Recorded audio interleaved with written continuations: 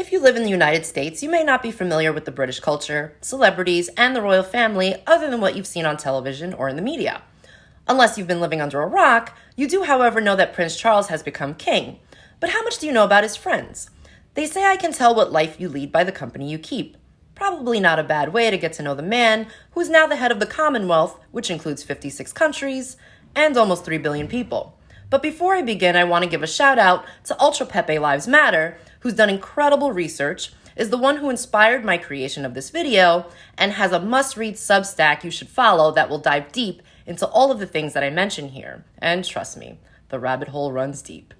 Our main focus, though, in old Charlie's circle of friends, is Jimmy Savile, the man he considered his most trusted advisor. Jimmy Savile was a legendary DJ and entertainer with a 50-plus year career in the limelight. He hosted shows like Top of the Pops and Jim'll Fix It, where he granted wishes for children. He was praised throughout his career for working with hospitals, patients, and charities.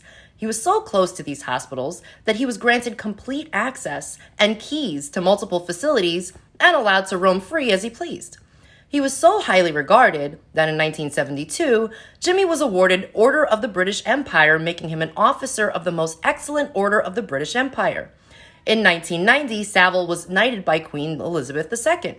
A decade later, rumors began to swirl that he wasn't just granting wishes for children, but doing things that were a little more sinister. A decade after that, police found, after supposed investigations and questioning, insufficient evidence. Unfortunately, it wasn't until Jimmy Savile's death in 2011 that finally it was discovered that not only had Savile sexually abused over 450 victims over 50 years, but his victims included women, children, hospital patients, and dead people. What a guy. As it turns out, the police, media, government, and the crown all knew, and once you start digging even further, you'll find many of Jimmy's friends were also convicted of similar crimes, including his friend serial killer Peter Sutcliffe, also known as the Yorkshire Ripper, who admittedly buried some of his victims near Savile's home in Leeds; Rolf Harris, Australian entertainer, convicted of sexual assault of underage girls; or Father Tony McSweeney and John Stingmore, who together were part of a pedo ring that was also rumored to include many high-ranking government officials and celebrities, but the media to this day continues to call it a hoax. Funny how these crimes are not investigated or brought to justice until after these guys are on their last legs or gone. Considering these guys are connected through the highest levels of government, do they have a living get-out-of-jail-free card?